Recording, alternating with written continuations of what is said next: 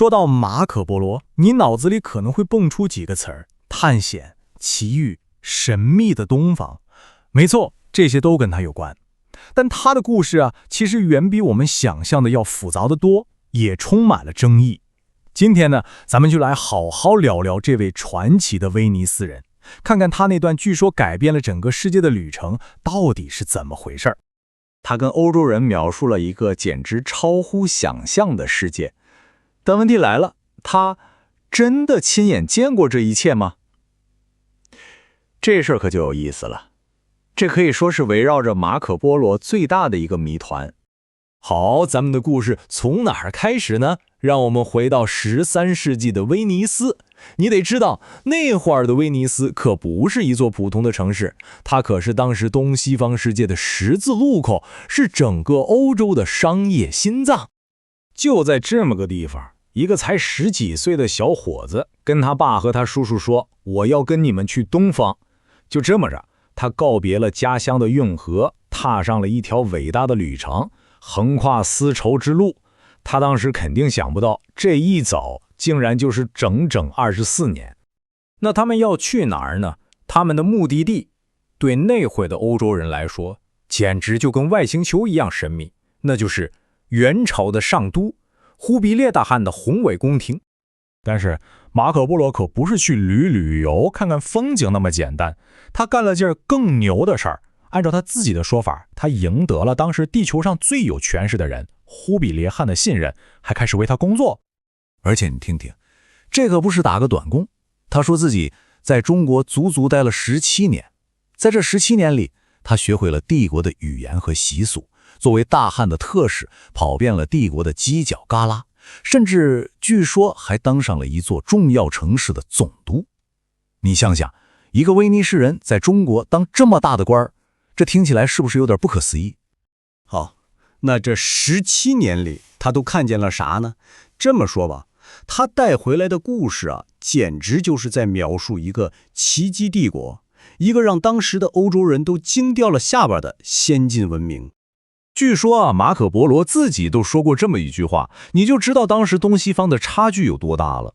他说：“我看到的连一半都没写，因为写了你们也不会信。”你品变之话，这得是看到了多么震撼的景象才会说出这种话呀。就拿一个最简单的东西来说吧，钱。你想啊，那会儿的欧洲人用的都是叮当响的金币、银币，又重又不方便。结果到了中国一看，人家用的是纸，一张由国家发行的轻飘飘的纸，竟然就能当钱花，这简直是刷新三观啊！你看这个对比就特别有意思。欧洲那边呢是实打实的金子银子，笨重的很，而中国这边呢是轻便的纸币，靠的是国家的信用。这可不光是技术上的领先啊，这背后代表的是一个组织的非常好的社会，一个大家彼此信任的体系，这在当时可太了不起了。当然了，让他震惊的可不止纸币，还有什么呢？能烧的黑石头，其实就是煤炭。还有一个效率高到吓人的驿站系统，跟咱们现在的快递网络似的，还有规模巨大的盐场，还有那些比欧洲任何城市都大得多的超级城市。好了，在东方待了这么多年，马可波罗终于回家了。他带回来的可不只是金银财宝，而是一个个惊心动魄的故事。